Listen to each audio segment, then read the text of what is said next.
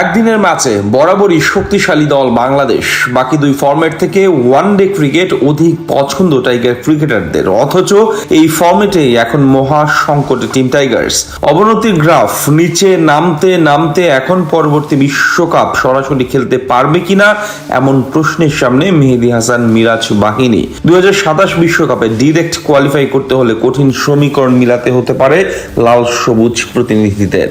Cricket শব্দটা এই খেটে খাওয়া জাতির অন্তরের এক গহীন আবেগের নাম। অনেকে তো বলেন ভাতের পর নাকি বাংলাদেশের প্রিয় খাদ্য ক্রিকেট।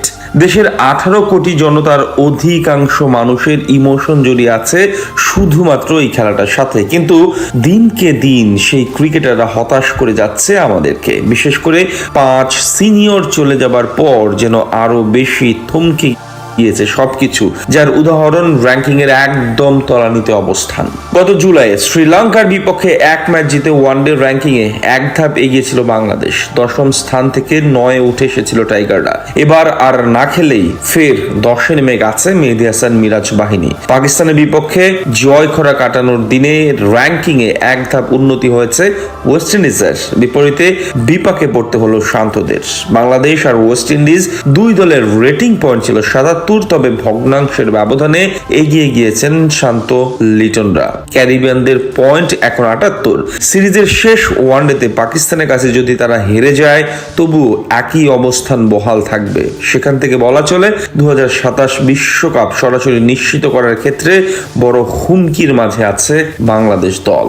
2027 আইসিসির ওয়ানডে বিশ্বকাপ বসবে দক্ষিণ আফ্রিকার মাটিতে। সেখানে দলগুলোকে বাছাই করা হবে র্যাঙ্কিং এর হিসেবে। ক্রিকেটের বাইবেল খ্যাত সাময়িকী উইজডেনের তথ্য অনুযায়ী 2027 সালের 31 মার্চ পর্যন্ত দক্ষিণ আফ্রিকা এবং জিম্বাবুয়ে ছাড়া ওডিআই র্যাঙ্কিং এ সেরা 8-এ থাকা দলগুলো যাবে সরাসরি আফ্রিকা মহাদেশে অনুষ্ঠিতব্য বিশ্বকাপে। অর্থাৎ দক্ষিণ আফ্রিকা সেরা 8-এ থাকলে 9ম স্থানে থাকা দলও বিশ্বকাপে সরাসরি খেলতে পারবে। কিন্তু বাংলাদেশ আছে এখন 10 নম্বরে। তাই এই সময়ের মাঝে বাংলাদেশ দল নিজেদের অবস্থানের উন্নতি ঘটাতে না পারলে সরাসরি খেলার সুযোগ হারাবে।